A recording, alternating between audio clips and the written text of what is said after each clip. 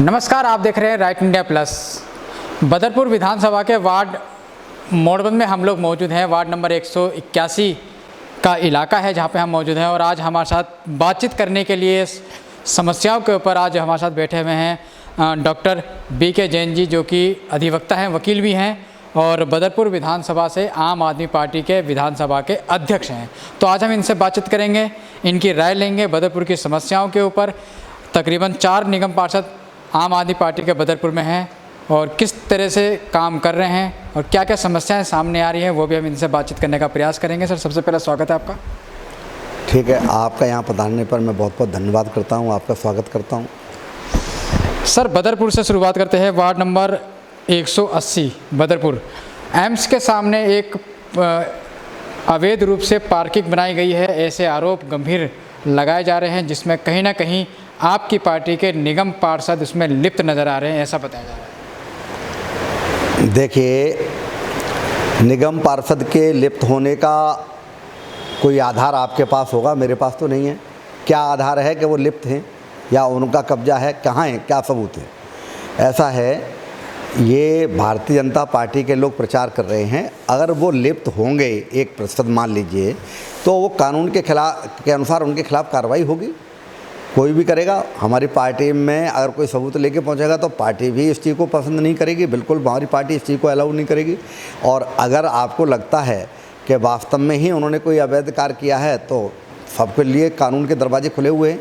मैं किसी को रोकता नहीं हूँ, मैं ईमानदारी की राजनीति करने आया हूँ, ईमानदारी की राजनीति करूँगा। अगर मेरे ऊपर कोई दाग है तो उसका जवाब मैं दूँगा, यदि कहीं कोई गलती करेगा तो जवाब वो देगा। वैसे मुझको पूर्ण भरोसा है कि उन्होंने ऐसी कोई गलती नहीं की होगी। सर, विपक्ष के ऐसे आरोप हैं जैसे कि एम्स के सामने की जो ज़मीन है, जो आयुर्वेदिक का एम्स है, वो रेलवे की है, जो DDA के अंतर्गत आती है और दिल्ली सरकार का, नगर निगम का या पार्षद का उससे कोई लेना देना नहीं है। लेकिन फिर भी रेलवे की ज़मीन में MCD ने बिना NOC लेटर लिए पार्किंग खोली है, ऐसे अगर MCD ने कोई पार्किंग खोली है तो MCD के कागज़ आप दिखाइए।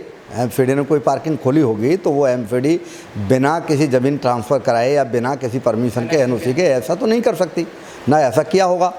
अगर किसी ने अनधिकृत तौर से कुछ किया होगा तो वो टेम्परेरी है, वो हट जाएगा और वो हटाना पड़ेगा।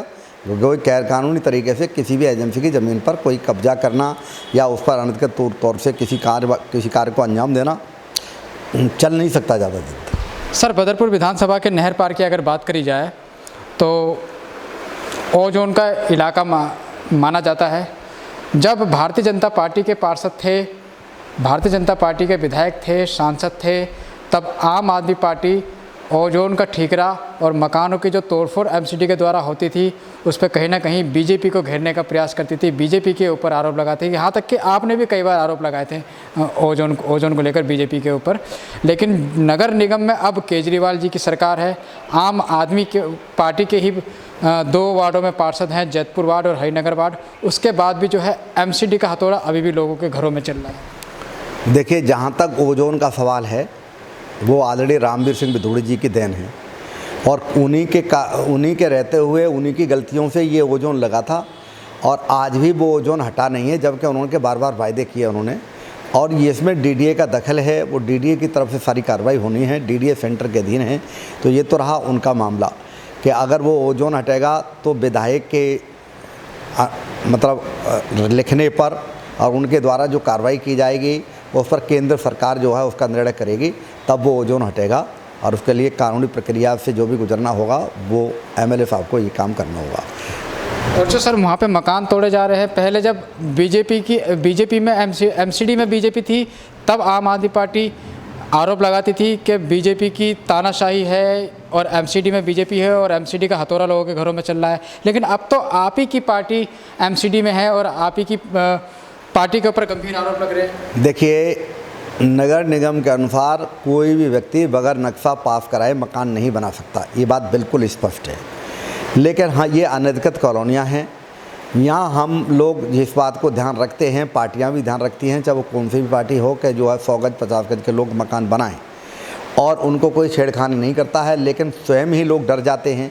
अब जहाँ तक है, मान लीजिए पुलिस जो केंद्र सरकार के अधीन है, अगर वो पुलिस वाले वहाँ जाते हैं और वो देख करके केवल उनका काम ये है कि वो एमसीडी को सूचित करते हैं यहाँ मकान बन रहा है और यहाँ प्रदूषण फैलाया जा रहा है, और उस चक्कर में कि एमसीडी वाले फिर आएंगे कोई केस बनाएंगे, इसलिए लोग पैसे पुलिस वालों को भी दे देते हैं, एमसीडी वाले आकर के भी कोई ले जाते हैं, और इस बात का हमको पता नहीं लगता है, ना लोग हमें बताते।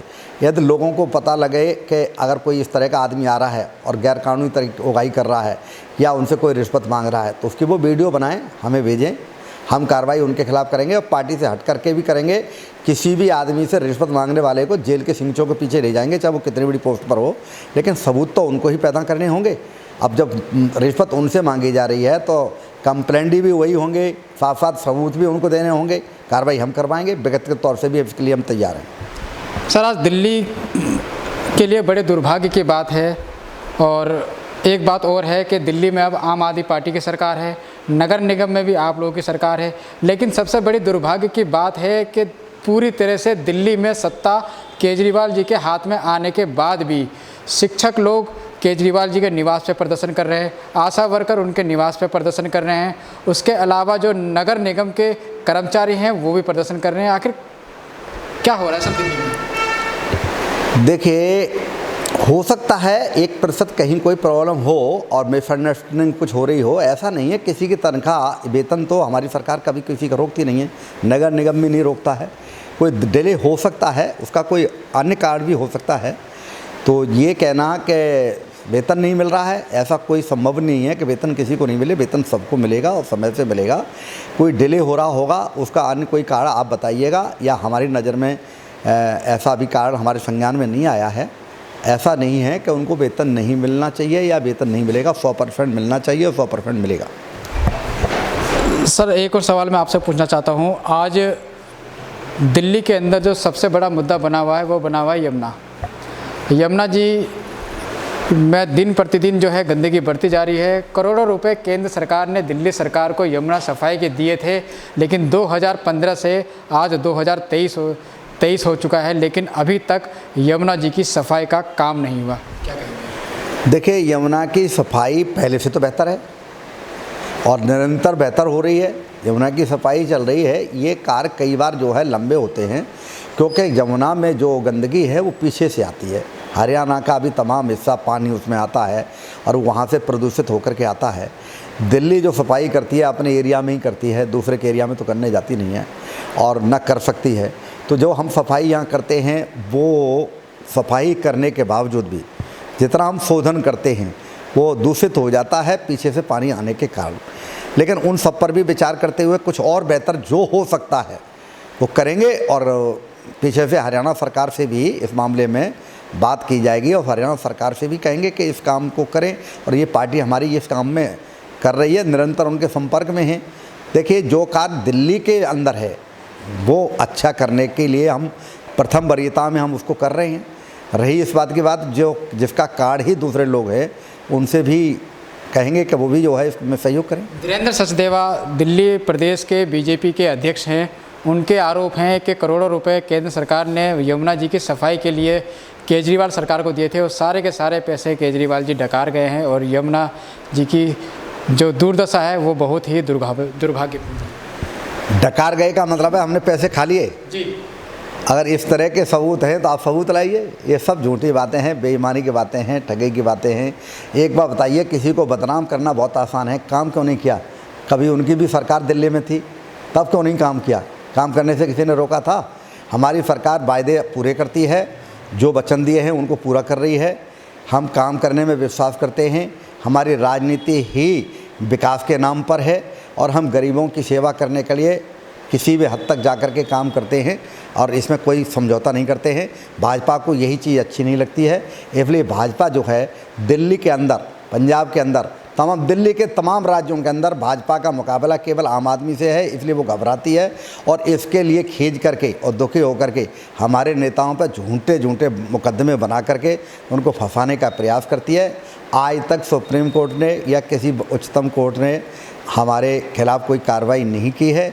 लेकिन यह है कि वो इस तरह की धाराओं में या इस तरह की संस्थाएं, ईडी जैसी संस्थाएं फंसाती हैं जिसमें पहले से ही ये कानून है कि इसमें ज़मानत जो है वो काफ़ी लंबे पीरियड बाद मिल पाती है, और जब तक उनकी कार्रवाई पूरी नहीं हो जाती है, जब तक वो अदालत किसी निर्णय पर नहीं पहुंच जाती है, तब तक उनको बेल नहीं मिलती है। इसलिए लंबा टाइम लग रहा है।